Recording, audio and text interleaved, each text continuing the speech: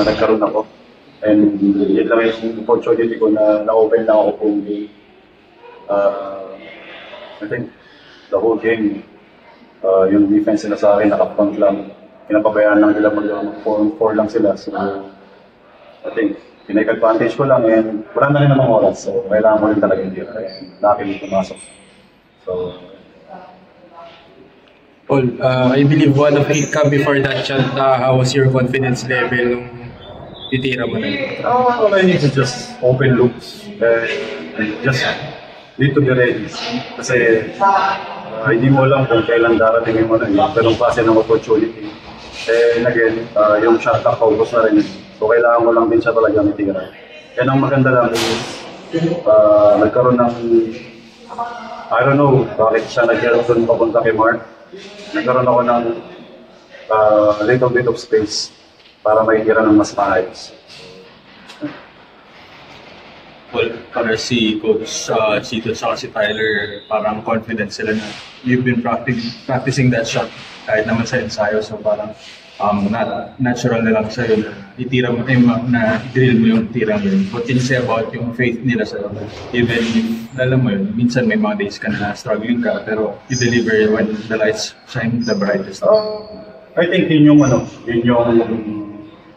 parang dahilan kung bakit ko ginagawa yun everyday. Bakit siya naging part ng routine ko.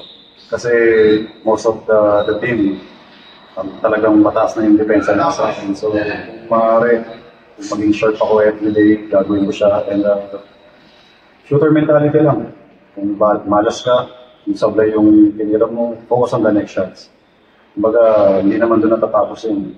Masama man, kung hindi ko man na-shoot yun, go back again sa gym tomorrow, practice ulit, and then ready for the next one.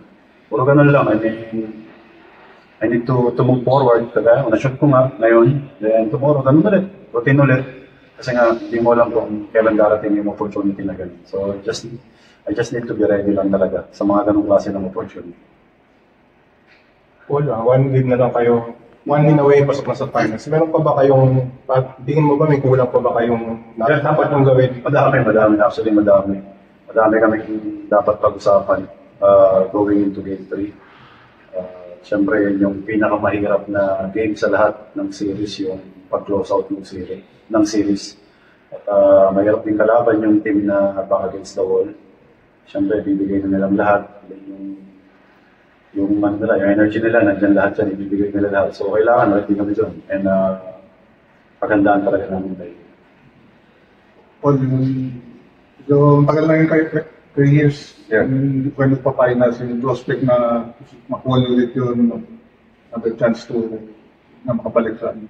Hopefully, makuha na namin sa Sunday. Again, yun yung pinakamahirap na game. And, kailangan, ready lang kami. And I think different Phoenix yung maglalaro sa Sunday. Gagawin talaga niyan lahat. And nagkaroon na rin ako ng ganong klase ng chance na yung back against the wall. Talagang sabihin na lang ng coach yan, just play hard.